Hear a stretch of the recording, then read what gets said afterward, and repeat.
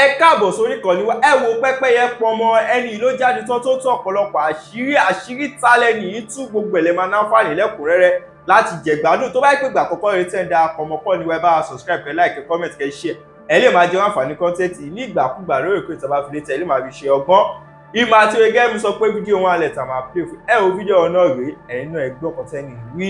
kíkẹ́ni tó bá mọ̀ bóyá o bá lọ sí Celestial Church of Christ ìyẹn ìjọ Sẹ̀lẹ́ tàbí ò ń lọ sí abó mẹ́ni tó ń lọ síjọ Sẹ̀lẹ́ bóyá o lẹ́bi tó lára tó ń lọ síjọ Sẹ̀lẹ́ tàbí o léèyàn tó ń lọ síjọ Sẹ̀lẹ́ dákun nítorí ìtọ́nà wá súnmọ́ bí tàbí o wá tiẹ̀ ní ọmọ olọ́mọ lọ́dọ̀ bóyá ọmọ iléèwé ọmọ yìí ti tójú bọ́ òun náà ti máa ń sọ wípé mọ́mì mi mo fẹ́ lọ bá àwọn ọ̀rẹ́ mi ṣeré dádì mi àwọn ọ̀rẹ́ mi wọ́n invite mi lọ síbì kan mò ń bọ̀ pàápàá tàbí kó tiẹ̀ jẹ́ wípé ìwọ kan tiẹ̀ abọ́ kan tiẹ̀ láwọn ọmọ kan bí àbí ọmọ yẹn gangan fún ara ìwọ ó máa ń jáde òkè ń dágbére fáwọn òbí ẹ̀ Yorùbá ló sọ wípé adájọ́ má yẹ̀ asọ̀rọ̀ má tàṣé wọ́n ní ọjọ́ tó bá sọnù ni wọ́n máa ń wà ẹ̀kọ́ ń bẹ nínú tó wà ńlẹ̀ yìí gbogbo wa mo fẹ́ káwá jọ wá nǹkan fìdílé tàbí ká fìdílé nǹkan Yorùbá níta bá káró aṣọ mọ́dì àbí káró aṣọ káró dì máṣọ kí ìdí ṣá máa ti gbófo ẹ jẹ́ ká jọ gbádùn ètò yìí àwọn ẹ̀kọ́ tó wà ń bẹ a máa mú jáde a dẹ̀ máa sọ justice fún Dámilọ́lá ọmọ Ajéwọlé ọ̀dọ́mọkùnrin tí wọ́n pè ní Dámilọ́lá yìí òun la tún gbọ́ wípé ó tún kú wọ́n lọ́mọ kan kú sínú ìjọ Celestial báwo ló ṣe jẹ́ kéèsì ọmọ yìí tá a fẹ́ sọ yìí ó fẹ́ dàbí kéèsì tá a kọ́kọ́ sọ ń jò ní ọmọ lásùn yẹn ṣe é rántí bá a ṣe pariwo náà síta rèé ní ìgbà tí ìṣẹ̀lẹ̀ yẹn ṣẹlẹ̀ kó tó di pé gbogbo abiyamọ ayé àti tọ̀run kí wọ́n tó sọ̀kalẹ̀ kí wọ́n tó bá wa dá sí ọ̀rọ̀ náà lọ́jọ́ kìíní àná ká tó pariwo síta tọ́rọ̀ náà fi dé ọ̀dọ̀ tá a fi pè lórí ìkànnì lórí ètò náà la wà tá a fi pè Alhaji Oríyọmí Hamzat pé kó bá wa dá sí ọ̀rọ̀ yìí o pé kó bá wa dá sí ọ̀rọ̀ Quadri Súnkànmí tàbá rántí tẹ̀ bá gbàgbé ṣe rántí ọmọ tí wọ́n ti bá òkú ẹ̀ níbi ẹ̀yìn kò yé yín tí wọ́n ti rì mọ́lẹ̀ nígbà tí wọ́n máa wú jáde síta tí gbogbo ẹ̀ ti di jágbajàgba ọmọ tó gbẹ̀gbẹ́ Sẹ̀lẹ́ kọjá Sẹ̀lẹ́ church Sẹ̀lẹ́ kọjá tó lọ wo girlfriend ẹ̀ tàrí òyàṣẹ́ rántí tó wá ń béèrè lọ́wọ́ ẹ̀ pé thank you so much Victor Ọlárẹ̀gbóríwọlé ọ̀rọ̀ yìí kàn yín torí àti táàgì yín torí Sẹ̀lẹ́ ni yín ẹ bọ́ síbi kẹ́ wá gbọ́rọ̀ àwọn ènìyàn yín ọ̀rọ̀ Quadri Ọlásùnkànmí Ọlọ́run Elédùmarè ló gba iṣẹ́ yẹn ṣe fún gbogbo wa tá a pariwo títí nígbà tá a dákẹ́ nígbà tí ariwo yìí pọ̀ àwọn ìjọba gbé ìgbésẹ̀ nígbà tí wọ́n bẹ̀rẹ̀ sí ní àrẹ́ẹ̀sì ni wọ́n tó láhùn wípé wọ́n mọ̀ tí bú ọmọ yẹn mọ́bẹ̀yìnbẹ̀yẹn làwọn sí ẹni tí wọ́n kọ́kọ́ mú ẹ má gbàgbé pé kò jẹ́wọ́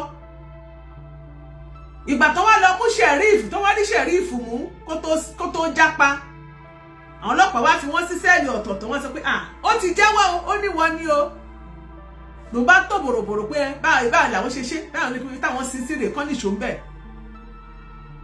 làṣírí padà tú kó tó di pé àṣírí tú kò sí nǹkan táwọn èèyàn sọ tán àwọn kan lá hate ìjọ Sẹ̀lẹ́ ni wọn ò like ìjọ Celestial ni wọ́n dẹ̀ pera wọn ní Kristẹni o wọ́n dẹ̀ tí kò sí nǹkan táwọn èèyàn kan ò sọ ṣùgbọ́n nǹkan táwọn à ń sọ ni wípé ìjọmọlúàbí ni number 1 ṣùgbọ́n níbi tọ́rọ̀ eléyìí tí wọ́n tún wá ṣe yìí mo sọ pé ó fẹ́ jọra wọn ìjọ Celestial náà tún ni ohun tá a gbọ́ ni wípé ní June 1st tó pé oṣù mẹ́fà gẹ́rẹ́gẹ́ tí ìyá ọmọ ìjáde láyé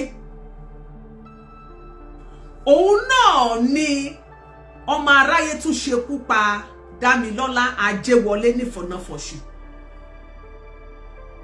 àbí bẹ́ẹ̀ ni wípé májẹ̀mú bẹ́ńlẹ̀ ni ṣáájú ọjọ́ náà wọ́n láwọn ọ̀rẹ́ kan pè é lórí fóònù ó láwọn fẹ́ ṣàjọ̀dún èwe pé kọ́mọ yìí kó wá bá wọn ṣàjọ̀dún èwe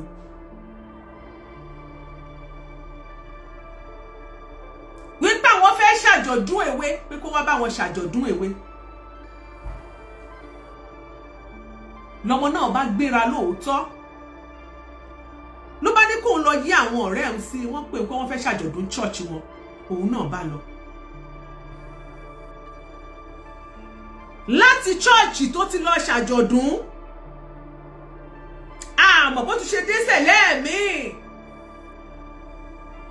gbogbo wọn ọ̀rẹ́ wọ́n tuntun invite ẹ̀ lọ ọ̀tọ̀ ní ẹ̀sẹ̀lẹ̀ tó fi dágbére fún o tó fi sọ ńlé tó sọ fún bàbá rẹ̀ pé báyìí ni o lágbájá àwọn kan wọn ọ̀rẹ́ mi kan pè mí wọ́n ní bàbá ẹ̀ gan ní pé bóyá a máa play voice note bàbá ẹ̀ kọ́ọ̀lù igan pọ̀ pé wọ́n ń pè é àkọ́kọ́ yan náà ká tó wá máa gbé voice note lẹ̀ ọmọ yìí lọ lóòótọ́ ṣùgbọ́n àlọ́ ni bàbá rẹ̀ rí kò rí àbọ̀ Dámilọ́lá ẹni tó dágbére pé òun lọ sí chọ́ọ̀chì Sẹ̀lẹ̀ pé òun fẹ́ lọ ṣe àjọ̀dún èwe ó sì mú àwa kan lára àwa kan wà tó gẹ́ wípé àìṣọmọ Sẹ̀lẹ̀ ṣùgbọ́n a máa ń lọ sájọ̀dún tó ń bá pè wá àwa kan wà tá a jọmọ Sẹ̀lẹ̀ tí wọ́n bá sọ pé wọ́n ṣàjọ̀dún níbì kan àwa náà máa ń lọ ṣùgbọ́n ohun tí mo rí gbọ́ ni wípé tí wọ́n bá ń ṣe àjọ̀dún èwe níjọ Sẹ̀lẹ̀ pé chọ́ọ̀chì oníkálùkù ló máa ń wà lórí ọwọ́ ẹ̀ torí wípé àsìkò kan náà ọjọ́ kan náà ni àwọn churches yẹn máa ń ṣe àjọ̀dún èwe wọn so wọ́n ṣàjọ̀dún ní chọ́ọ̀chì tiẹ̀ wọ́n ṣe ní ṣọ́ọ̀ṣì tiyín wọ́n ṣe ní ṣọ́ọ̀ṣì tèmi ẹnìkan ò ní lọ sí ọ̀nà invitation ẹnikẹ́ni oníkàkùn máa wà ní chọ́ọ̀chì àdílé mú ni ìyẹn fún àjọ̀dún èwe Dámilọ́lá wá lọ sí church kò dé bàbá nígbà tó di aago 8 òun pè é Dámilọ́lá níbo ló wà aago 9 Dámilọ́lá ibo ló wà ó ní quite unusual tí ọmọ òun tó bá rí phone tó bá rí miss call òun tó bá rí tóun pè kò síbi tó lè wà kò síbi tó lè máa ṣe ó máa gbé call ó wá di wípé ọmọ ò wá gbé call ọmọ ò gbé call gẹ̀ẹ́tì aago 10 ọmọ ò gbé call ẹ̀rù ń bà bàbá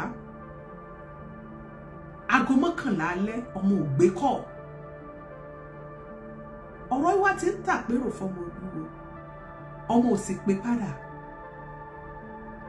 aago 12 ọmọ ò gbé call ibi tí ẹ̀rù ti wá ń bà bàbá nìyẹn pé ó sì jẹ́rìí ọmọ tó ń bí òun jẹ́rìí ọmọ tó ń bí tí ọmọ yìí bá jáde tó bá lọ bì kan a padà wálé àwa ti sọ fún òun pé dádì mi ibi báyìí ni mo lọ dádì mi ibi báyìí ni mo wà bàbá ò sì gbọ́ kọ́mọ sọ̀rọ̀ mọ́ ọmọ ò pè padà nígbà tó di ọjọ́ kejì lọ́jọ́ Monday bàbá bá sáré dìgbàdìgbà pé kí lélẹ̀ ìwọ̀n òrírú eléèrí ó di police station. Celestial Church of Christ lẹ́sẹ̀kẹsẹ̀ orúkọ yín ròyìn lẹ́sẹ̀kẹsẹ̀ ni.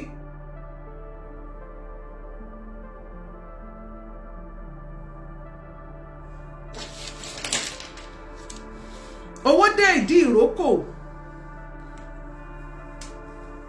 ẹ̀yin Ogun State ilé tí wàá lágbára o ilé wa gbẹnu tán o ẹ jẹ́ ká tiẹ̀ lọ sọ́dọ̀ bàbá yẹn ná ẹ jẹ́ ká wò tí bàbá fẹ́ sọ. wọ́n á rí kéwì padà wá pẹ̀lú ọba tó bẹ̀rẹ̀ lọ́wọ́ oníkìjáde síta ìyẹn àpò yẹn Napoleon nígbàgbọ́ èmi ní complainant ọmọ mi gbẹ̀yìn kan ṣọlẹ̀ sí ọ̀tí àwọn ò ní stop you pẹ̀lú bá ti ló fẹ́ mo jáde.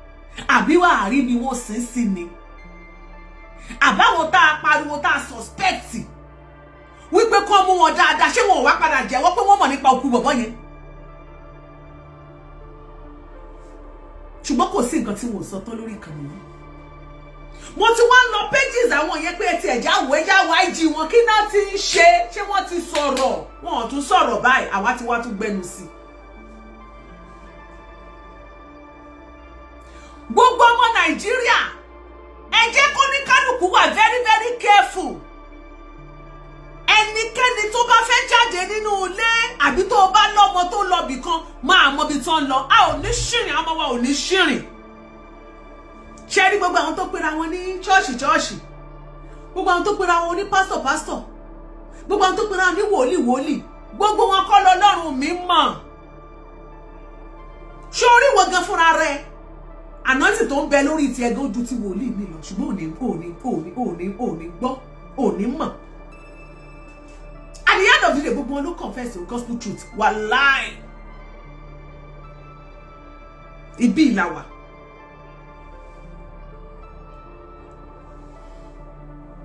hello ẹ má bínú o with alleged ni o allegedly alleged ni o pastor office ẹ gbọ́ mo ń gbọ́ fìrìfìrì mo ń gbọ́ pé wọ́n ní pastor office ẹ sanwó lọ́yà fún cream fún suspect wẹ́pẹ́ bàbá olùṣọ́ wẹ́pẹ́ tó jí àbíkí ló ń jẹ́ tí wọ́n pa kọ́dìrì níbi káàrókù kọ́dìrì níbi ẹ̀dí ṣọ́ọ̀ṣì wọ́n ní sọ alleged ni wọ́n lẹ́yìn ìṣẹ̀lẹ̀ tún dìfẹ́ǹdì ṣé ká má ti pè ní criminal káwọn ilé ẹjọ́ kan fìdí ẹ̀ múlẹ̀ fún wa ká sọ pé criminal act ká má sọ pé àwọn gangan criminal torí ilé ẹjọ́ ló lè fìdí ẹ̀ múlẹ̀ kó lè pèèyàn ní criminal suspect alẹ́ ẹ̀jì ni o ẹgbẹ́ pastor's office ṣé lóòótọ́ ni wọ́n ní ẹ̀ sọ́pọ́ọ̀tì ẹ̀ ń fútu bíi bàbá nìyẹn wẹ́pẹ́ tó jì ẹ̀ ń fútu bíi bàbá nìyẹn wẹ́pẹ́ tó jì ẹ̀ ń fútu bíi ẹ̀ ṣé ká wá sọ pé ìjọ ṣẹlẹ̀ tún fọwọ́ bo ó tún fọwọ́ bo rọ ni ká sọ pé pastor's office ẹ jẹ́ ṣọ́ra yín pastor's office ṣé o pé pàtẹ́ ẹlẹ́yan ẹ̀yìn chairman tax force tẹ́ ẹ yọ kí lórúkọ bàbá tí wọ́n yọ kúrò ń bẹ̀ yẹn o ẹjọ́ ẹni ọmọ ṣẹlẹ̀ rán mi létí bàbá tax force wọ́n yọ orúkọ rẹ̀ kúrò yìí bàbá ó rẹ̀ pé ọmọ Kótónú ọmọ bíi ẹjọ́ rán mi létí bàbá tó wà ń bẹ̀ tẹ́lẹ̀tẹ́lẹ̀ wọ́n yọ orúkọ ẹ̀sẹ̀ wọn lọ fi assistant kìnnìkan bóyá retired deputy police àbí nǹkan ẹ wá lọ fi ṣe ṣáàmù ẹ wá yọ ẹni yẹn kúrò kó lè mọ bá yín da kéèsì wádìí kó lè mọ bá yín tọwọ́ bọ kéèsì ẹ dákọ̀ bàbá bàbá àjòvì àdá fún yín wọ́n yọ orúkọ bàbá àjòvì kúrò wọ́n ní bàbá àjòvì ó rẹ̀ pé bóyá wọ́n rí pé iṣẹ́ tí bàbá àjòvì ń ṣe ọ̀rọ̀ Jésù ni yóò mọ fìdí òtítọ́ múlẹ̀ ohun tá a ṣe fún bàbá yẹn á fẹ́ dàbò pa á fẹ́ bù pa bàbá yẹn náà ó sọ̀rọ̀ ẹ̀ di gábéèjì fún wa ni ìgbọ́n gbà tá a bá sọ̀rọ̀ bàbá yẹn ó padà sọ̀rọ̀ síbi tọ́rọ̀ wà òun gan bàbá yẹn mọ òtítọ́ sì ń sọ dòmìnira bá a ti ẹ̀bù jù bẹ́ẹ̀ lọ yóò kò ṣáà ní ọ̀rọ̀ wa kò ní jẹ́ kó dùn òun ṣùgbọ́n yóò padà dúró tòtítọ́ wọ́n bá lọ wọ́n yọ bàbá àjòvì ẹ lọ gbé retired police kìnìkan tẹ́ ẹ bá tọwọ́ bọ kéèsì kankan lójú ṣẹlẹ̀ pastor's office hello evangelist àbí superintendent Káyọ̀dé Àjàlá media man ní tẹ́ ẹ bá kọ ẹmọ tẹ́ ẹ mọ̀ kọ́ gbogbo àwọn tiẹ̀ ti kó fún jò ní ẹ̀ tí mo tẹ́ ẹ mọ̀ kan kéèsì tó wà lẹ̀ tẹ́ ẹ bá tọwọ́ bọ kéèsì kankan lójú a máa tẹ̀ sí lójú yánkanyànká torí mo expect pé ìjọ ṣẹlẹ̀ bẹ́ẹ̀ kì í kàn ṣe pé kẹ́kọ̀ọ́ lẹ́ẹ̀ dájọ́ sílẹ̀ àwọn tax force yẹn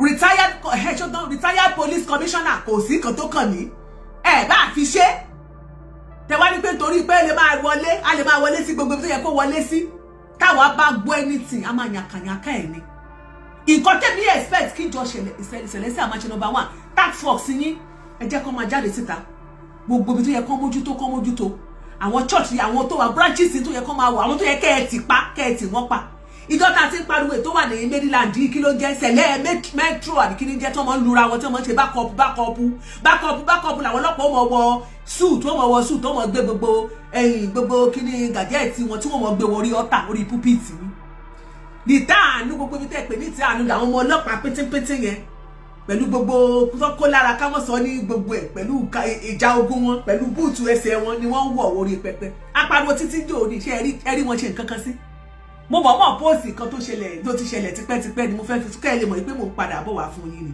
ẹ lè rí nǹkan kan ṣe metro parish mo mọ̀ wọ́n kú ìjà ní ṣáṣáṣáṣáṣá bí kọ́ ọmọ kwaya kó gbá màmá kan létí gbàgà kò sí nǹkan tẹ́ ní ṣe sí ṣọ́ọ̀ṣì yẹn èyí tẹ́ pera ní task force ẹ̀ fọ́ọ̀tì èyí tẹ́ pera ní pastor's office gan àti rí iṣẹ́ yín dáadáa torí jò ní wọ́n ní aládé bú pastor mi ò dẹ̀ bú pastor báyìí mò ń pàkíyèsí pastor sí ni ṣé lóòótọ́ ni ẹ fún wọn ní 1 million alẹ́ ìjì ní o tó bá yẹ pé ẹ bá fún olùṣọ́wọ́ ẹ̀pẹ́ tó di lọ́ọ̀yà tẹ́ fi gba lọ́ọ̀yà fún pé kán ló máa fáìtì kó lè jáde pẹ̀lú ìwà burúkú tó wù yẹn òkú odidi èèyàn tó bá lè jẹ́ bẹ́ẹ̀ lóòótọ́ kò ní easy fáwọn méjèèjì Ọlọ́run kò ní easy Ọlọ́run kò ní easy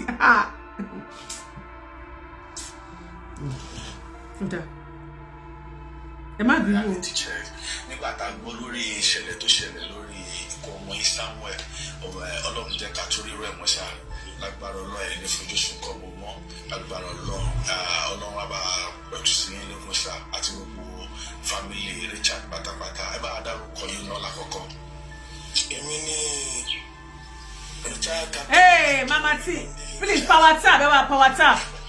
1st of June, ìṣẹ̀lẹ̀ kan ṣẹlẹ̀ lórí ọ̀rọ̀ ọmọ yín dé tí ó di pé ọmọ yín ó tẹ̀lé ọ̀rẹ́ lọ sí ìjọ CCC lẹ́sẹ̀kẹsẹ̀ parish lọ ṣe ìkórè.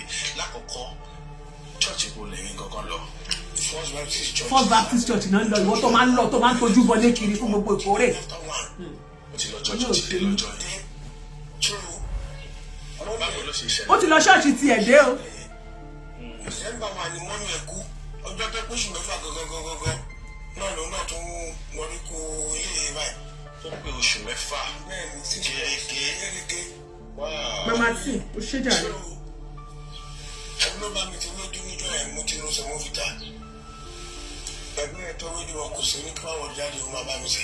Bàálù rẹ̀ ṣe orí tó wọn ní kó jẹ́ ká jẹun. Ó ń jáde òun lọ sí chọ́tọ́rọ̀ ìjì òun yẹn. Pé àwọn oníṣẹ́ òun ó ní tí ọ̀tá sọ kálọ́kálá mi ni kò dé adúlọ́ ìṣẹ́ náà máa dé nǹkan kan. Ó ní kò sí ní àjò tó kéré. Kò sí o. Ọjà ara ìjọ ìpele pé bá kó ta gbangba bí mo ṣọ́wọ́ àdámàǹtì kò dé òun yẹn tó fi yọ. Ó ti yẹ yín. So gbogbo Saturday night wọ́n fẹ́ pé ọmọ mi pé kó wá. Wọ́n pè é kó máa bọ̀. Ṣé gbọ́? Gbogbo Saturday night ni wọ́n fi ń pe ọmọ yẹn pé kó wá. Wọ́n ti wẹ́ni tí ó fi ṣe kíni tí wọ́n fi kó fánlẹ̀. Náà dájú bí o. Ẹja mọ̀ gbọ́ lọ ni o gẹ́gẹ́ bí bá a ṣe interpret ẹ̀ ní báyìí. Tẹ̀bí ìdùnnú bíi kólúkọ́gà bí lù lọ. Ọmọ tí ó lùlù tí èsà kọrin. Nǹkan tó ń ṣe náà kọrin. Kí lẹ wá ń pè sí? Àwọn ẹ̀dá mi bọ́ lùkè ní Royale ambassador member ni. Ó tán. Bẹ́ẹ̀ ló ṣe ẹ̀kọrin àti àti ẹ̀. Èmi bà kan kẹ̀lé mi bẹ pẹ̀lú mi, wàláì. Ó tó gbà tọ́mọ yín dágbére tó lọ lọ́jọ́ Sunday lọ́n the 1st of June yẹn tí ò padà wá mọ́. Ó tó bí ọjọ́ mélòó lẹ fi wá wò ó pé kí ló ń ṣẹlẹ̀ gangan níbo lẹ fẹ́ wá sí àti pé níbo àbáwò lẹ ṣe ṣe déédéé níbi pé ẹ fi kan òkú ẹ̀ ní church yẹn àti pé báwo lẹ ṣe complain fọlọ́pàá ìgbésẹ̀ wo lọ́lọ́pàá gbé Tọ́fìrókù ẹ̀ gbogbo. ọ̀rọ̀ wọn jẹ́ dúró ìṣòkì. Ẹ ṣeun náà kì í ṣe ọjọ́ mi ò fún gbọmọ mi oríkọ mi kó má pè padà tí o bá kọ́kọ́ pè mí létà pè mí àdáde àná ò ti ń bọ̀ mo ti mọ̀ kó tó wà wọlé díẹ̀ gbogbo wọn mi for consecutive 5 times tó dẹ̀ ring there was no response. Ìgbàlá yà mi ti ń já mo pè ní 8 o'clock 9. Ìyá yẹn dé sùn 6 months ago kò yẹ kó rú sí ìkùn ẹ lọ báyẹn. Bàbá dáná nípa police station lọ. Ọlọ́pàá dẹ̀ sọ wípé so IPO tí mo Napoleon ló ń jẹ́ oní ọmọ attract tí mo lè mi ò lè gbọ́ kankan. By Tuesday mi ò gbé anything. Ìgbà tó wá di Wednesday ẹ kọ́ wá confirm fún mi. Ọkọ̀ wà ní junction ìtẹ́bàdìgbà títì lóríta ẹ̀ God mercy North Primary School. Ìkọ́ náà teachers wọn ní àbúrò ní òṣìṣẹ́ ní church Ayolak Celestial Church. Ìdí ọ̀tá nìyẹn wà lójú títí tábàdì àwọn ilé ká tó dé Ayolak Hotel by the left wọ́n kún church ní blue and white báyìí. So wọ́n láwọn ọmọ mi ń bẹ̀. Báwọn lè jọ kíra àti ibẹ̀ náà ti tọ́ lọ sí ọ̀dọ̀ lẹ́sẹ̀kẹsẹ̀. Ẹ̀rí pẹ́pẹ́ yẹn it's not like ìgbésẹ̀ gbogbo ojúbọ ní ẹ̀ ṣe rí yàtọ̀ sí us kò sí Celestial Church ṣojú yẹn so ìgbẹ́ ni mo lọ gbẹ̀gbẹ̀ tó wá gbọ́ information pé ní church lẹ́sẹ̀kẹsẹ̀ ló ń kọ́kọ́ ṣẹlẹ̀ ń bẹ̀ lọ́dà bí wọ́n pa ọmọ ọkùnrin kékeré pé wọ́n ń kí gbẹmọ́rù ní òru ní alẹ́. Lórúkọ Jésù a ò ní ṣìrìn tọmọtọmọ. Ọlọ́run mi o.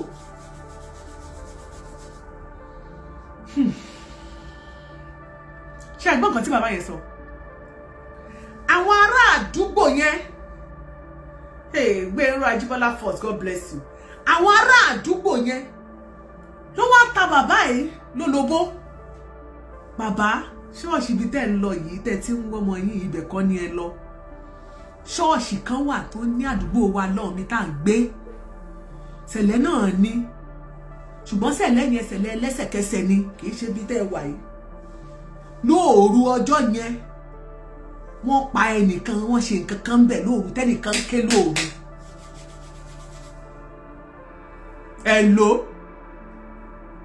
ẹnìkan pariwo lóòru wọ́n ní wọ́n pa ẹnìkan lóòru bàbá ṣọ́ọ̀ṣì bí kọ́ ni kẹ́ ẹ máa lọ sẹ́ ẹ tírèsì ibi tó jẹ́ lẹ́sẹ̀kẹsẹ̀ lọ ìṣẹ̀lẹ̀ kan ṣẹlẹ̀ lóòru àwọn ará àdúgbò tá a gbọ́ pé ẹnìkan ń pariwo tí wọ́n pa lọ́jọ́ tí bàbá yìí ìjọ tẹ̀ ń dárúkọ pé ẹ̀ ti rọ́mọ yín nǹkan kan ṣẹlẹ̀ ní ṣọ́ọ̀ṣì yẹn bí ṣẹlẹ̀ yẹn tí ìbá dẹ̀ ṣe pé nǹkan ti máa ń ṣẹlẹ̀ bẹ́ẹ̀ tẹ́lẹ̀ wọn ò ní sọ pé bí ṣẹlẹ̀ yẹn gangan ni kí wọ́n lọ wọn ò ṣe ní kó lọ síbi ilé tó wà lẹ́gbẹ̀ẹ́ ṣẹlẹ̀ wọn ò ní kó sọ pé ládé street yẹn wọ́n ṣe wá dárúkọ pé ṣẹlẹ̀ yẹn gangan ni kẹ́ ẹ lọ. ẹ̀gbọ́n táwọn èèyàn ń gbọ́ wọn lè jáde síbẹ̀. wọn ò lè jáde. lójú bá ti lọ síbẹ̀. tí bá ti mú olùṣọ́ àtọmọ. tẹ bá ti mú olùṣọ́ àtọmọ yẹn wọn mọ nǹkan tó ṣẹlẹ̀ sọmọ yín ṣẹ́ gbọ́. so I had to go back to the police station. tí bá dá lọ bẹ́ẹ̀ wọ́n yìí bá bá wọn bẹ̀ mọ́. wọ́n á lọ padà sí police station wọ́n á rí kó ìṣòro ọlọ́pàá tẹ̀lé mi rẹ̀ ṣáda machine mẹ́ta tó 2,000 6,000 11,000. àrẹ̀ sí bíbẹ̀ àpàdé ẹ̀ àrẹ̀ dúpẹ́ ọ̀nà olùṣọ́ lẹ́sẹ̀kẹsẹ̀ ó ní ẹ. God adu God bless you. ṣùgbọ́n tá a débẹ̀ àwọn ọlọ́pàá yẹn èmi yẹn sọ pé ẹ̀kọ́ tẹ wọ́n ní jọ́ọ̀jì kan òṣòro àlè kan bá wọ́n lè rí relics àbí rí legacy ó kàn sọ pé àwọn ní àdéhùn ní police station àwọn náà bẹ̀ ń kọ́ olúwa rí owó dé ibi tó ti ń ṣe tó fún ìṣe. ọmọ ẹ ti padà sẹ́nu iṣẹ́ ibi tó ti tún fóun ṣe.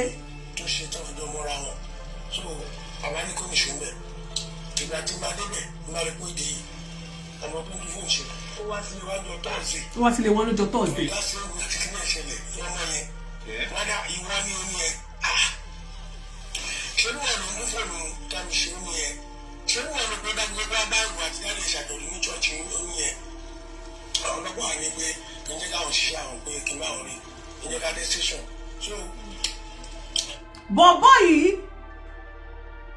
ọmọ olùṣọ́ yìí òun ló ń bá ọmọ bàbá yẹn lọ́jọ́ ń tún fóònù ṣe bàbá yẹn ló wà wò pé ó wá ní àwọn lọ́jọ́ tọ́ọ̀sì ìwọ tiẹ̀ ní wọ́n ti fẹ́ wọ́n lọ́mọ olùṣọ́ tó ṣé o pé wọ́n kàn sọ fún bàbá pé ẹ lọ mú olùṣọ́ yẹn àti ọmọ ẹ̀ àmọ̀ nípẹ̀ àwọn tó ta lólobó yẹn kankan ti ń ṣẹlẹ̀ ń bẹ́ tẹ́lẹ̀ wọ́n ti nǹkan kan ti ń ṣẹlẹ̀ ládùúgbò yẹn tẹ́lẹ̀tẹ́lẹ̀ tí wọn ò láwọn fún bàbá ìgbà tó wá níbi tí wọ́n ti lọ mú olùṣọ́ wọ́n wá béèrè pé ọmọ olùṣọ́ nǹkan wọn ló wà lẹ́nu iṣẹ́ lówó dé ókè wá débẹ̀ bá ní mo mẹ́ẹ̀nà ṣe bí wọn ló wálé wa lọ́jọ́ tọ́ọ̀sì ṣe bí wọn ló ń pe ọmọ pé kọ́mọ máa bọ̀ ìwọ ló ìbẹ́jẹ̀ sájọ̀dún bàbá òde ṣe pé bàbá ọmọ jíṣẹ́ fún pé dájì mi ọ̀rẹ́ mi invite mi sájọ̀dún bàbá òmẹ́ni kò mọ̀ mọ́rẹ́ ẹ̀yẹ àṣírí wá tú pé ẹni tó lẹ́ tó bá ń tú fóònù ṣe ó ṣe kí ni ó invite òun sájọ̀dún wọ́n wá bá a lọ́wọ́ tó ń tú fóònù ṣe pé ó sì wálé wa lọ́jọ́ tọ́ọ̀sì ṣé bí wọ́n lò ń tún fóònù ẹ̀ ṣe ó ní yẹn ìwọ lè invite ẹ̀ sájọ̀dún nìyẹn ó ní yẹn ọlọ́run ló ní kó ní yẹn kó mọ̀ sọ pé no aláwọ̀ ọ̀rọ̀ burúkú.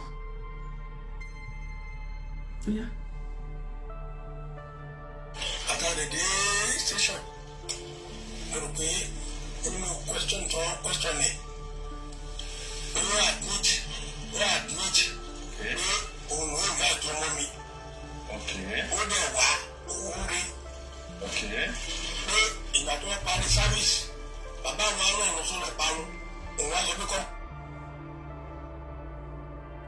ọmọ yìí sọ wípé nígbà tí wọ́n parí service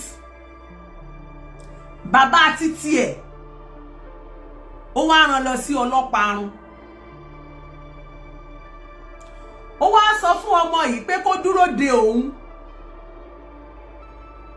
ẹ jọ̀ọ́ ẹ má gbàgbé pé ṣọ́ọ̀ṣì yẹn gangan kọ́ from one church to another so wọ́n ní kó lọ wọ́n rán wọn níṣẹ́ wáyì tí ọmọ bàbá yìí tẹ́ ẹ̀ ṣe jọ lọ bí tí wọ́n rán yín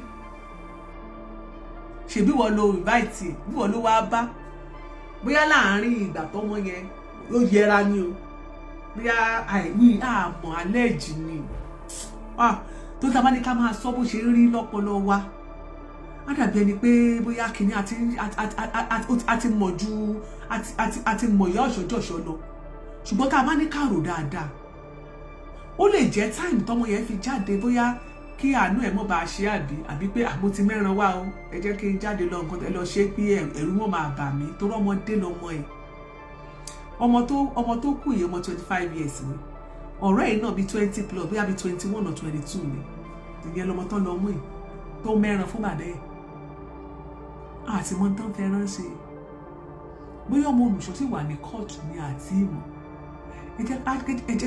ẹ jẹ́ kí iṣẹ́ ìwádìí máa lọ ẹ jẹ́ ká tún wò ewu ló tẹ̀lé interview yẹn gbogbo ẹ̀ ṣàṣe kélekèle. awuyewuye. ẹni sọ̀rọ̀ náà. àwọn ará àdúgbò wọn. àwọn ará àdúgbò ló sọ mi tí ìfẹ́ tó ta ará àdúgbò kò tí ì kàn mí ẹ fà àwọn ará àdúgbò lẹ̀ tí bàbá ẹ̀ continuity bàbá ẹ̀ ni mo wá o. ẹ jẹ́ kí n wò bóyá òun lélẹ̀.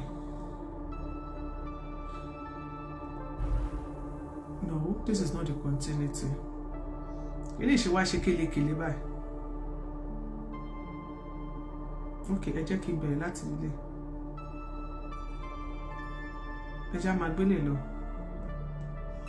A tún tẹ ọkọ̀ létí padà sí ìlú Wúdí gangan. Ẹ já máa gbélé láti ilé. Láti wá kí bàbá gangan bàbá tó sọ̀rọ̀ tí wọ́n sọ̀rọ̀ lórí ikú ọmọ wọn tí wọ́n bẹ̀bẹ̀ fún ìrànlọ́wọ́ pé kí àwọn èèyàn jọ kí wọ́n ràn wọ́n lọ́wọ́ kí àì máa jẹ ọmọ ẹ̀ tọmọ ẹ ní Nàìjíríà ti le wọn bá ti dájú èmú lọ sọ́dọ̀ ọ̀rẹ́ mi ó ti kọjá ayé ìgbà kan tó máa sọ pé dàbọ̀ má pẹ́ o ọmọ ń lọ ṣọ́ọ̀ṣì. bàtà gbọ́ lórí ìṣẹ̀lẹ̀ tó ṣẹlẹ̀ lórí ikú ọmọ Samuel Ọlọ́run jẹ́ ká torí rẹ̀ mọ́ ṣá lágbára Ọlọ́run ẹ̀ ní fojúsùn kọ́ mọ́ mọ́ lágbára Ọlọ́run wa bá pẹ̀tù sí ilé kọ́sà àti gbogbo fámìlì Richard pátápátá ẹ bá dárúkọ yín náà lákọ̀ọ́kọ́. èmi ní retired captain Adéwọlé Bámidélé Richard. retired captain ni bàbá yìí o. ẹ̀kọ́ ṣẹlẹ̀ lórí ọ̀rọ̀ ọmọ yín dé tí ó di pé ọmọ yín ó tẹ̀lé ọ̀rẹ́ lọ sí ìjọ CCC lẹ́sẹ̀kẹsẹ̀ parish lọ ṣe ìkórè lákọ̀ọ́kọ́ church bó lẹ́yìn gangan. ìtí mo play lẹ́yìn lákọ̀ọ́kọ́ yẹn lélẹ́yìí o ẹni sùúrù o ìtí mo play lẹ́yìn lákọ̀ọ́kọ́ yẹn. ẹ jábẹ̀ láti police station.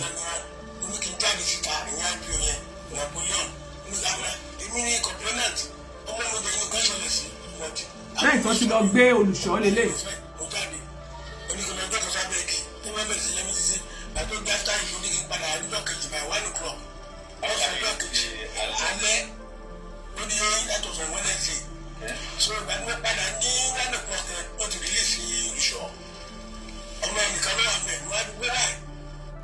ní ìgbà táwọn ará àdúgbò ta bàbá yìí lólobó pé kó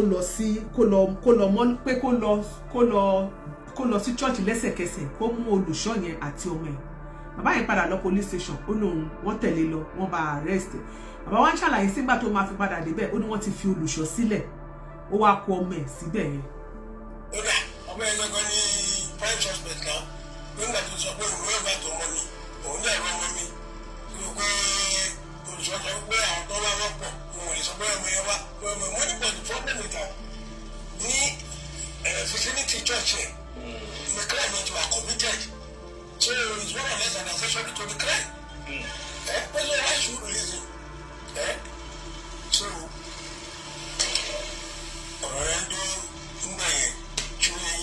now sir let us look at this way sir body exhaustion báwo ni wọ́n ṣe wá exhume body yẹn gọgọgọgọgọ àwọn wo ló discover òkú ọmọ yẹn. ẹ wá wọ́n ṣe discover òkú ẹ o. kí ni ìbáwo ni distance ibi tí wọ́n ti discover sí church yẹn ẹ ṣe. now láti jọ Monday tí mo ti report like as I said wọn lọ sí church yẹn kan tẹ lọ make physical check or physical investigation. ẹ bá a fọwọ́ WhatsApp lórí TikTok please. ojoojúmọ́ náà ní kí n padà ní píṣọ̀ ẹ̀ wá píṣọ̀ tí mo ṣe yẹn òun ni mo fún ọlọ́run fẹ́ sẹ́ǹdẹ̀ sí central quarters kan lè gbé sọ police station kankan ìgbà tó ṣàwá di Saturday mo wá yarí pé ẹ jẹ́ ìjọba dé church yẹn wọ́n sọ pé àwọn ti lọ síbẹ̀ láàárọ̀ kí wọ́n aṣọ òun ní IPO yẹn tó pé ìdúró ilẹ̀ yọ̀ kankan òun fẹ́ kí òun ta díẹ̀ àwọn tún ìmọ̀ tí ní kí n débẹ̀ tó tún ìmọ̀ ti débẹ̀ ṣé ń bọ́ ó ṣàmú ìyàgbà ń gba ìyàwó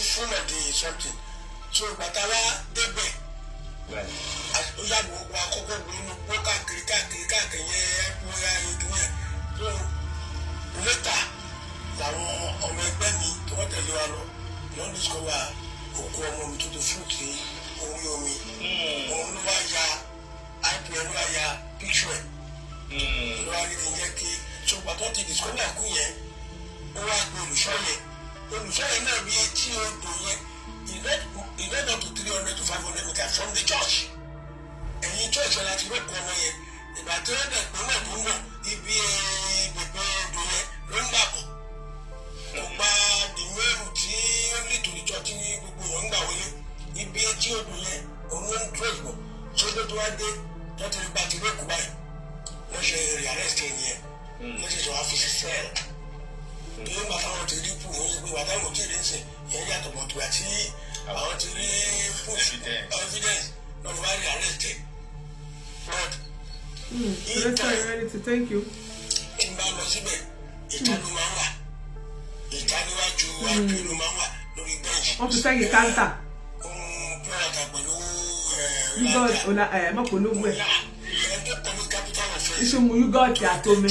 ó ti lẹ́nu àwọn àkọ́wà nínú sẹ́ẹ̀kù máa dùn ún ìtàlẹ̀ ń tún. bàbá ní kó mọ dùn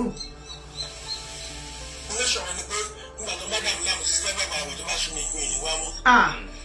tá a sọ bẹ́ẹ̀.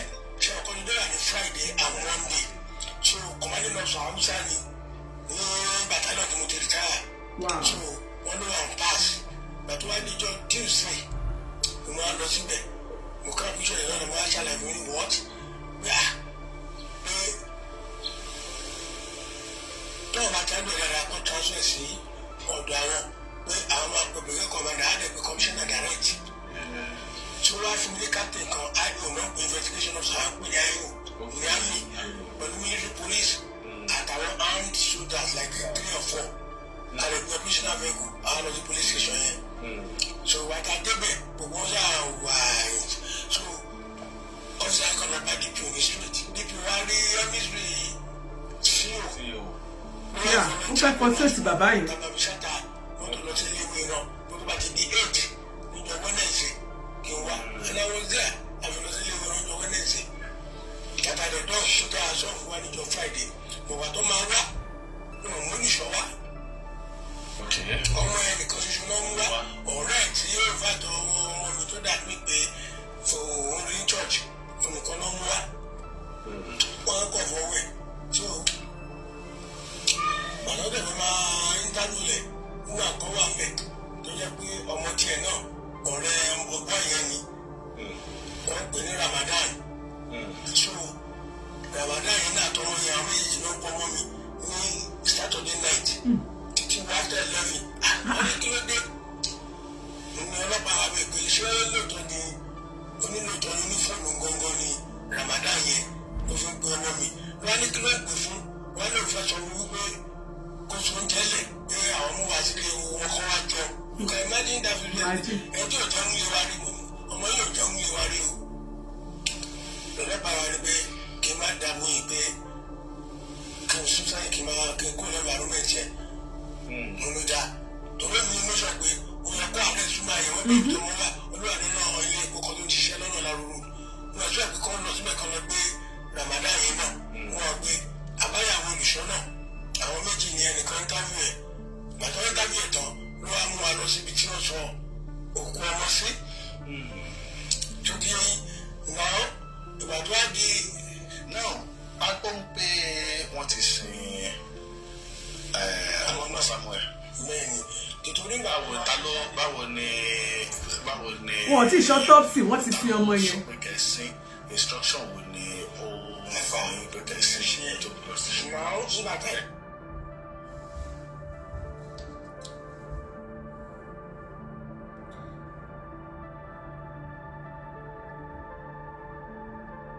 kíní ìkelekele ẹsẹ̀ níbi tó tí ó ti ń ṣàlàyé yòókù lọ fún mi o kelekele mi ò rí tí gbogbo kelekele léyìí o which one be kelekele. ẹsẹ̀ ní tí bàbá yẹn kí ló kàn lẹ́ ó sọ̀rọ̀ nípa pé àwọn ọlọ́pàá ló ní pé kò lọ ṣe autopsy mo fẹ́ kẹ́ ẹsẹ̀ níbi tó ti sọ wípé wọ́n ṣá ọmọ yẹn ìgbà tó rí òkú ọmọ yẹn mi ò tí gbọ́ yẹn ìgbà tó rí òkú ọmọ yẹn bàbá yẹn sọ pé wọ́n ṣá ọmọ yẹn wọ́n ti ṣá ojú àpá wà lára ẹ̀ I need that one please send it to me now send it to me now Bishop ẹ send it sí mi if Bishop is there ẹ send it sí mi tó bá wà lọ́wọ́ yín àbí Celestial Reality ibi tí bàbá yẹn ti sọ wípé ọmọ yẹn gbà tí wọ́n rí òkú ẹ̀ tán pé wọ́n ti ṣá àpá ojú àpá ti wà lára ẹ̀ wọ́n ti ṣá ọmọ yẹn yánnayànna then another thing again tó ń kọ mí lóminú òun ni wípé òkú ọmọ yìí ti kú látọ̀n the 1st kò dẹ̀ float sí di bí on the 17th àbí nǹkan náà tó rí torí gbà tí àwọn tó lọ wo bẹ̀yẹn a ní kán wo gbogbo ẹ̀gbẹ̀gbẹ̀ bẹ̀yẹn wọ́n ní pé wọ́n ń wa yanrìn lẹ́gbẹ̀ẹ́ odò yẹn ṣé kìí ṣe pé ibi tó ti ń wa yanrìn bí àwọn kan tó ní gbogbo investigation ló yẹ káwọn ọlọ́pàá bá wa ṣe òkú ò gbọ́dọ̀ pé 17 days àbí how many days later ló tó di pé wọ́n rí ló tó léfò kò yẹ kó rí bẹ́ẹ̀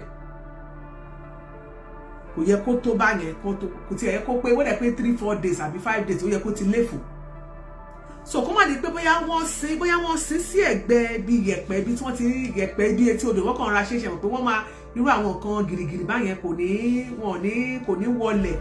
ní wọlẹ̀ títí tí wọ́n bá sáré ṣe gìrìgìrì bóyá àwọn tó ń wa yanrìn nígbà tí wọ́n rí àwọn ti sẹ́gbẹ̀ odò àti máa fẹ́ káwọn ọlọ́pàá ṣe investigation dáadáa kí lè tó kù wá fi pẹ́ tó báyẹn kó tó rí pé ó léfò èmi ò rírú ẹ̀ rí pókù máa ń pẹ́ tó báyẹn kó tó léfò ṣé ẹ ti send it please who is sending it to me send it sórí number tó parí with 7082 Celestial Reality 7082 ibi tí bàbá sọ pé wọ́n ṣá ọmọ yẹn wọ́n ṣe báyìí máa pa ibi tí mo ti rí mọ́ ẹ̀kọ́ ṣé kí ní kélékèlé ni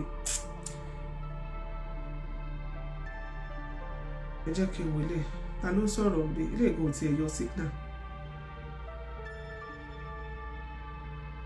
please I want that one mi ìfẹ́ lè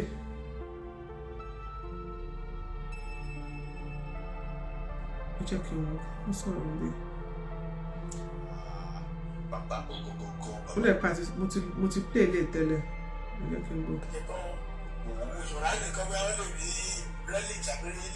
Yọrọ mo ti play lẹ please ẹ send that one sí mi yẹn ni mo need sí mi ò play gbogbo ẹ̀ tán please ẹni bá mi wá yẹn ibi tí bàbá ti sọ wípé tí bàbá jẹ́ wọlé tó ti sọ wípé òkú ọmọ yẹn pé wọ́n ti ṣá ìyẹn lókù tí mo fẹ́ play if you see that one please that ibi tó wà yẹn gangan nìkan mo ní mi má pa ibi tó wà mọ́ mi I think I've watched too much ẹ má bínú ẹ̀yin tèmi.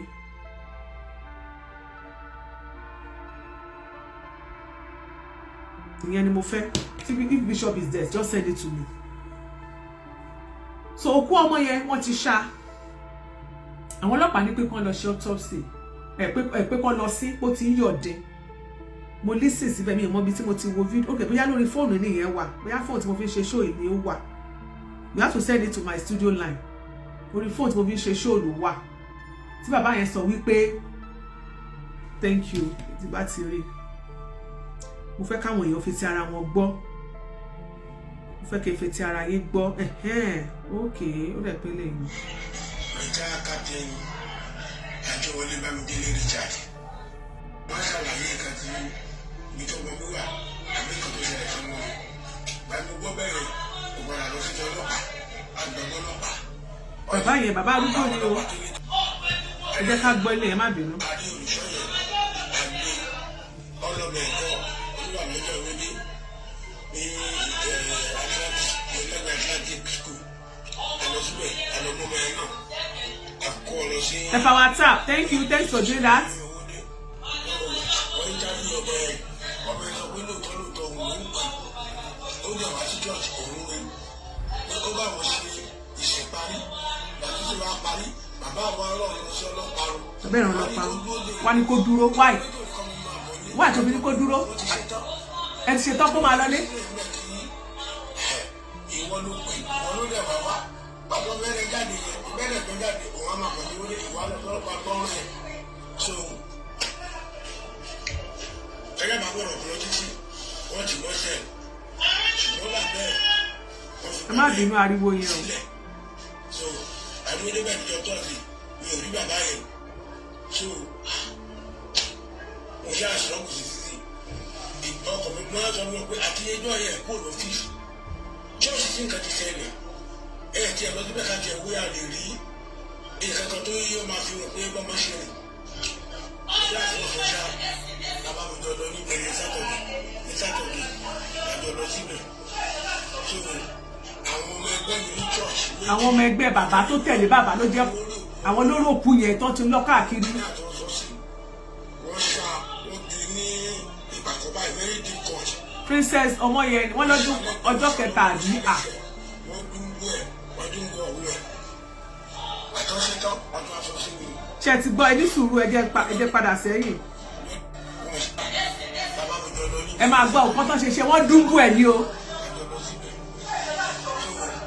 àwọn ọmọ ẹgbẹ́ mi ní church méjì. nínú kàdá àtọ́sọ́sí wọ́n ṣá ní ìpàkọ́bá very deep court wọ́n ṣá lẹ́gbẹ̀ẹ́ wọ́n ṣá lọ́wọ́ wọ́n ṣá lẹ́sẹ̀ wọ́n dúngbò ẹ̀ wọ́n dúngbò ọ̀hún ẹ̀ àtọ́sítọ́ wọ́n gbé protest. kàdá ọlọ́dún máa fún tọ́ tó lè fi lọ sátọ̀dé yẹn àti nígbà tó ní pé àti ní òkú ló wá dúró lọ gbé báyìí padà lọ́sí sọ láti sínú ṣẹ́ẹ̀ so ẹgbẹ́ náà ni mo ti lọ sí mo ti ń lọ mo ti náwó tó náwó. ok June 7 ló float tàbí. wọ́n ti mo ṣàpọ̀ wọ́n yé ṣiṣẹ́ wọn ṣàkó wọn ṣe iṣẹ́ rárá èmi ni mo ṣe rí àwọn tó ń ṣọmọ mi ní ṣùtàbó wọ́n ní láàrin ìgbà tí olùṣọ́ ẹ̀fẹ́ ọmọ ẹ̀ jáde ìwọ̀n mú ọmọ mi wọ́n ṣe báṣubàṣu. wọ́n ṣe àwọn pa wọ́n gba aṣọ rẹ̀ wọ́n gba fóònù ẹ̀ wọ́n gba bàtẹ́ ẹ̀ wọ́n fà nìkan ló kù sílẹ̀ ọmọ mi káàrí tó lè fọ́ sí ojú omi báyìí so mo ṣe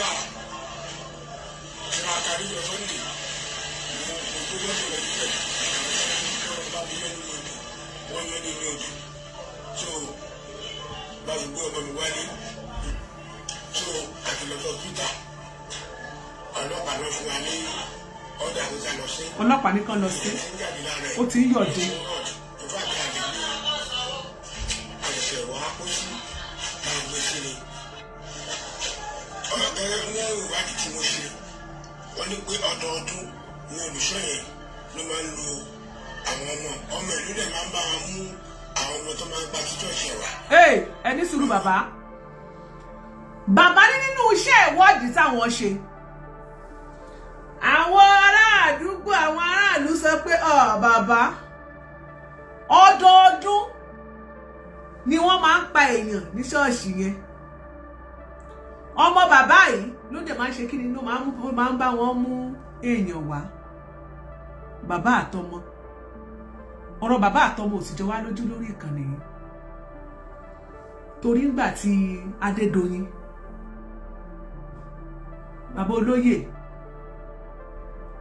ní hòtẹ́ẹ̀lì tí ń bẹ ní Ifẹ̀ ohun àtọmọ rẹ̀ ṣe é rántí Ramon Adédoyin bóyá ọmọ rẹ̀ jẹ́ Rahimu àbí nǹkan ni wọ́n jọ ṣe kí ni wọ́n jọ jẹ́ a lè pa wọ́n yẹn kírímínà torí wọ́n ti dájọ́ tiwọn wọ́n jọ ṣe bísínẹ́sì wọ́n jọ mọ̀ nípa wọ́n ṣe pa Timothy Adégòkè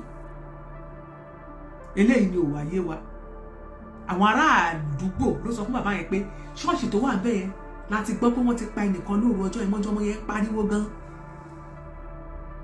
bàbá sì rí bẹ́ẹ̀ lóòótọ́ ó sì bá bẹ́ẹ̀ àwọn ará àdúgbò tó wá sọ pé ní ṣọ́ọ̀ṣì yẹn ọdọọdún ni wọ́n máa ń pààyàn bẹ́ẹ̀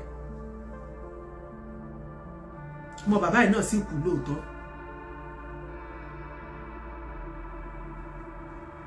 ìwọ tọmọ máa dágbére fún pòǹdọ̀bì kan bóyá tó bá sọ pé àwọn ń lọ sí church inú àwọn máa lọ wá ti rò bí pé àbí church ìdí Ọlọ́run lọ́dọ̀ gbàdúrà mẹ́ inú ẹ ló mọ̀ o ò mọ inú ẹ lòmíì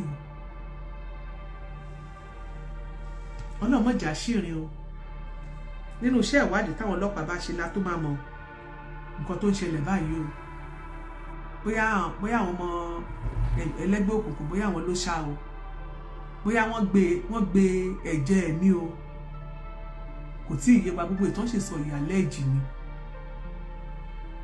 ṣùgbọ́n ó jọ gàté kò jọ gàté ṣé kò mọ fẹsẹ̀ méjèèjì kò mọ fi tírú gàtí báyìí ọ̀rọ̀ ilé ó ti tàpérò fọmọ olówó.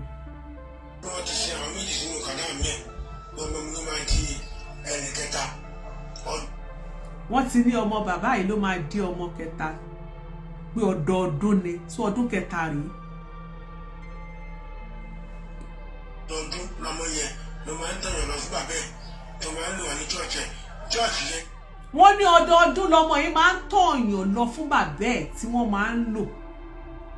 ṣé ẹ̀rí pé gbẹnu tán ṣé àwọn eléyìí ò ti fẹ́ bàjọ́sẹ̀ lè jẹ́ báyìí kọ́lọ̀ mọ́ bàjọ́sẹ̀ lè sí àjẹ́ o kàdá ń bẹ́nu rẹ̀ sí o iṣẹ́ ń bẹ fún yín tẹ́ ṣe nínú ìjọ yín. nǹkan kò ní bíríkì ẹyin ọkọ báyìí ní ojúbọ ló ṣe rí. bẹ́ẹ̀ ni màá fi chọ́ọ̀chì yẹn hàn ní o èmi ò rí chọ́ọ̀chì bẹ́ẹ̀ o. ìjọ dẹ̀ ti ń gbẹ́ ẹ̀yọrin ó wà lẹ́gbẹ̀ẹ́ inú ibẹ̀ náà ni inú kanáà tí ìyẹ̀pẹ̀ tó wà omi ẹ̀dá tẹ̀lé bómi tó ń ṣàn inú ibẹ̀ náà láti rí òkú. thanks for the heart. so ọdọọdún ló ń ṣe o. ọdọọdún. ẹgbà mi o. fún mo fi àsìkò inú ọjọ́ gbogbo ọmọ nàìjíríà ẹgbà mi ọmọ nàìjíríà ń jẹ nílé. gbogbo ọmọ nàìjíríà dìde fún ìrànlọ́wọ́ òun o ni wọ́n ti dẹ́mi ọmọ légbodò ara ń tà ń wíre. ìjọ òní ọ̀rọ̀ Celestia kan lásán níbi wọ́n gbé tí wọ́n ti dẹ́mi Quadri Ọlásùnkànmí tí wọ́n ti dẹ́mi ẹ̀ légbodò. Another Celestia church lélẹ́yìí ní Ogun State. Celestia Church of Christ parish wọn lẹ́sẹ̀kẹsẹ̀ ni. Another one láti wọ́n ń gbọ́ yìí ìṣẹ̀lẹ̀ míì ló tún ṣẹlẹ̀ nínú oṣù kẹfà ọjọ́ kìíní oṣù kẹfà ọdún 2025 tí wọ́n invite ọmọ tó ń lọ sí First Baptist Church pé kó wá sí ìkórè ọmọdé wọn. Àlọ́ la rí àwọn òbí rẹ̀ ò rábọ̀. ọmọ yìí jáde ńlé lóòótọ́ ó dágbére. Ọlọ́run ló ní kọ́mọ yìí sọ fún bàbá rẹ̀ wípé ọ̀rẹ́ òun ó invite òun wá sí church wọn ò ti bí àjọ̀dún. ọ̀rẹ́ òun tó bá òun tún fóònù ṣe. bàbá Yorùbá má ní clue kankan. níbi tí ó fẹ́ lọ níbi tó fẹ́ yà sí ìwọ tó jọ̀dọ̀ tó máa ń fi wípé kó máa dágbére ibi tó bá ń lọ pé wọ́n ń choke ẹni ádàbí pé àwọn òbí ẹ monitor ẹni pé kí ló dé ó ti dàgbà náà ó ti tójú bọ̀ náà kí ló dé must you know where I'm going to? I don't want anybody to know my movement. àìmọye àwọn tó ti ṣe bẹ́ẹ̀ tí kú ti wọlé tó ti mú lọ.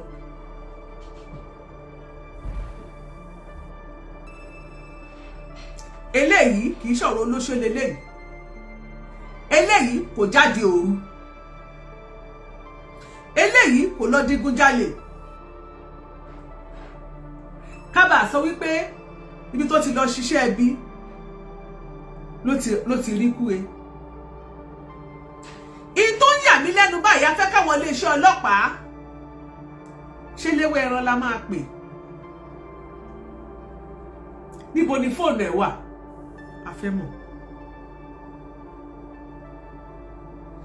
Afẹ́mọ̀ ẹ bá wa track ẹ̀ níbo ni fóònù ẹ̀ wà.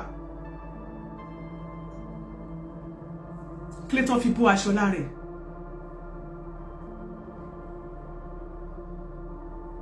Princess Ọmọyẹlé Àkànkẹ́.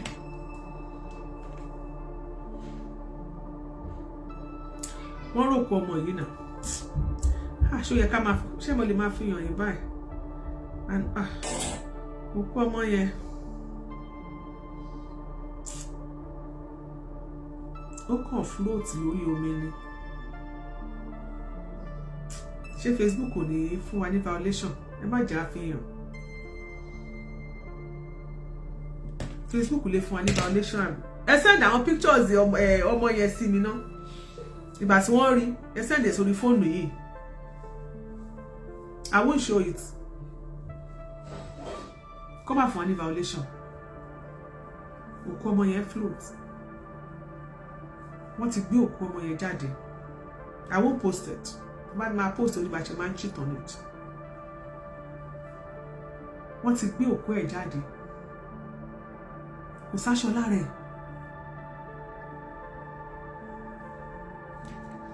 Picture olùṣọ́ yìí mi ìmọ̀dí tẹ́yẹ tí get picture olùṣọ́ yìí. Ẹ jọ̀ọ́ kí lorúkọ olùṣọ́ yìí náà? Ẹ pè wọlé. Ẹ pè wọlé. Ẹ fún wa ní update. Ẹ fún wa lórúkọ olùṣọ́ yìí, complete orúkọ olùṣọ́ yìí. Wòlíì lẹ́sẹ̀kẹsẹ̀ yìí. A dẹ̀ ń pariwo síta, a fẹ́ kí gbogbo iléeṣẹ́ ọlọ́pàá, ẹ má bá tag iléeṣẹ́ ọlọ́pàá, they have to do something about this case. A dẹ̀ fẹ́ kán tọwọ́ bọ̀. A dẹ̀ fẹ́ kí ìjọ Celestial Church of Christ worldwide, ẹ fẹ́ káwọn èèyàn yín kán step aside. Ẹ má step in o, tẹ́ bá step in, a máa jẹ́jú yín gan. Hello? Sir? Ẹ má kúrọ̀lẹ́. Ẹ kúrọ̀lẹ́, kú ṣe Olúwa. Olúwa kú iṣẹ́ o. Ìjọ ṣọ́ọ̀ṣì yín lẹ́tí ṣọ́ọ̀ṣì yín tí màá tuntun ní kéde hà. Ṣé ìṣọ́ ọmọ Sẹ̀lẹ̀ ni? Ọmọ Jésù ni mí, ìyàlá Jésù. Ọmọ Jésù ni mí. Bẹ́ẹ̀ni. Ṣé rí gbọmọgbọmọ ìjọ Celestial àti ń pọ̀ jù? Ẹ jókòó kẹ́ ẹ rò ṣá. Àìlóòótọ́ wa náà ló sún wa débi tá a wà yìí. Àwọn èèyàn máa ń ṣiṣẹ́ bí àwọn èèyàn tó dẹ̀ mọ̀ pé àwọn èèyàn ṣiṣẹ́ bí wọ́n dẹ̀ wà wí ẹ̀. Ṣùgbọ́n àní sóòótọ́ sọ. Àìlóòótọ́ yẹn ló sún wa débi tá a wà yìí. Torí tó bá jẹ́ pé gbogbo wa lò á fi ẹnu pọ̀ tá a sòótọ́ ni. Hello. Àbí débi tá a wà nílé tó ti èyí aládé. Bíbélì sọ nínú ìwé Ecclesiastes chapter 3 verse 17. Bíbélì wípé I said to myself, God will bring me to judgment, both the righteous and the wicked. For there will be a time for every activity, a time to judge every deal. Before, any of those things, some of them could have been happening long time ago. So every secret that is revealed or every activity still one exposed, the only control of people who only near àti máa jáde several times tó dẹ̀ ti máa lọ tọwọ́ òní tẹ̀. Òun làwọn àgbàjù bá ṣe sọ pé ọjọ́ gbogbo tó lè ṣùgbọ́n ọjọ́ kan nítorí kan. Bẹ́ẹ̀ so ìyálàjẹ ṣọrí kèsì yìí nígbà tí a gbọ́ ní CRC ẹ̀rọ náà gbà mí ṣùgbọ́n ara kọ̀ mí láti lọ láti ṣiṣẹ́ lé lórí. I was like ṣé a máa ṣe instance at the end gbogbo àwọn ọmọ Sẹ̀lẹ̀ ajáde wọn ní oníṣẹ́ wa right is correct Iteledicon reality check is spoiling the church is destroying the image of the church. Nǹkan tó máa sọ nìyẹn. Sọ̀rọ̀ image ṣé o destroy lélẹ̀ ìwà eléyìí ò ti wá destroy ni. Yes. So ẹni gbọ́dọ̀ fojú wa rí ní ti cartridge. I know. At the end of the day àwa la padà àwọn ìtọ́ra ṣì ti padà tún pé wọ́n pa cartridge ni. Wọ́n pa nù kọ̀ọ̀kan ìyálàjẹ wọ́n kún wẹ́lẹ́wẹ́lẹ́ ní bí ìgbà téèyàn lò nǹkan lára. Bẹ́ẹ̀ni pieces ni wọ́n bá àwọn tí ẹ bá lódìdí mọ̀ gbogbo odidi èèyàn ò tiẹ̀ ju bí báyìí lọ ó di pieces báyìí. Ìyókù kọ́bẹ̀ ọ̀nà kò sí tapá ti tan èèbó ló wà. Yes, so that is the issue with our church. When we know the truth and we refuse to say it, we will always have this problem. Anyway, so by the time we got this information, we were like, okay, let's go and do investigation on this case. Let's try and see what is going on with this case. And we started on that very particular post. Baba and he analyzed. I think that was about 7 minutes. Baba actually, people were coming. Our members were coming under the post to say, hey, it's not Celestial. That thing did not happen in our church. It's not a Celestial thing. That in particular, people they were just posting like that. Only last press in Shalom blocking. Because I know their tricks, we know their gimmick, we know how they do. They are always jumping to different rubbish and nonsense and criminal activities. And that is not good. We shouldn't be doing that in the body of Christ. We shouldn't call ourselves Christian and be misbehaving. So, by the time I lost investigation, number one, one of bear on way. Wọ́n gé wọ́n fi àdá ẹgbọ́n tí bàbá ẹ̀ ṣe sọ. Bẹ́ẹ̀ ni wọ́n ní kó lọ sí kí àwọn ọlọ́pàá tó sọ pé kó lọ sí dáàmì pé wọ́n fẹ́ cover case yẹn up. Because yẹ kó ṣe autopsy náà. Because ọlọ́pàá ò ní àṣẹ láti sọ wípé kó lọ sí ìpèsè tó ní ṣe pẹ̀lú homicide. Ó gbọ́dọ̀ dé ilé ẹjọ́, ó gbọ́dọ̀ dé coroner, wọ́n gbọ́dọ̀ ṣe autopsy. wọ́n gbọ́dọ̀ ṣe gbogbo necessary thing investigation tó yẹ kán ṣe kán mọ reason tí wọ́n ṣe ṣàlọ́rùn wọ́n ṣe ṣàlọ́wọ́ ṣé wọ́n gba ẹ̀jẹ̀ gbígbóná ni ṣé wọ́n pa nípa gbígbóná bàbá yẹn sọ statement kan pé àwọn aládùúgbò ní alẹ́ àwọn ń gbáriwo bẹ́ẹ̀ ni àwọn ń gbáriwo ẹ̀dẹ̀ mọ̀ pé ibi tí bẹ̀yẹn wà ó jìnnà ó wọlé bí ìgbà téèyàn lọ sínú gbòòrò ni ibi tó kọ́ church yẹn sí tẹ bá rí fídíò yẹn church yẹn gan ṣe ló dàbí ìgbàlẹ̀ olóòṣà. kò dàbí ṣé yẹn wá jọ church.